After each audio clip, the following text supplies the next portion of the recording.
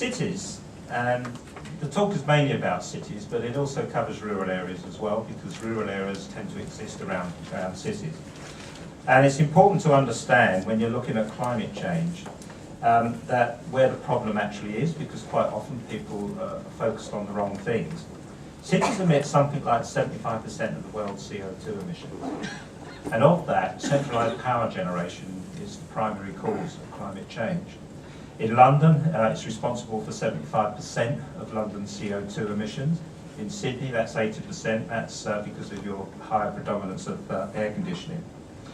So it's not your foreign flights or your standby light on your television thing. All important to be done, but it's important that if you're trying to tackle a problem, you have to go at the root cause of it.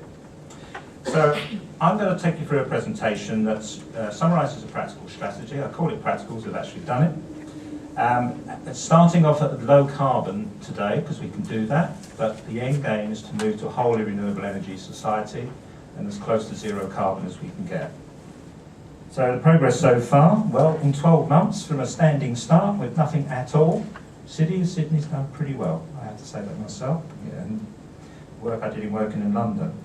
Significant citywide projects like the decentralised energy plan and the cycleways and so on. Showing by doing projects, very important, to just show you how quickly you can clean up your property portfolio and your emissions and so on. And advocacy at the highest level and engaging with people at the highest level, and I do mean at the highest level, so I'm not just going to these things, but I'm also meeting ministers and so on.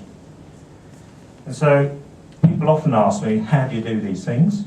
Well, you need three things. You need high-level political support and leadership. We have that in the Lord Mayor. We need chief officer support and leadership. We have that in a chief executive officer. I don't report to anybody other than the chief executive officer and the Lord Mayor. There's nobody in my way. Somebody doesn't like my procurement approaches. They just have to bite their tongue. So this is how you drive it through.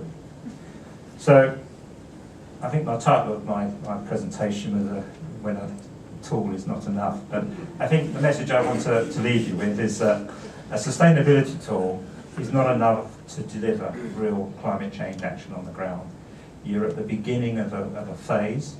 Don't just stop there. You have to convert that toolkit into real action on the ground and copy what other people are doing elsewhere around the world. Thank you.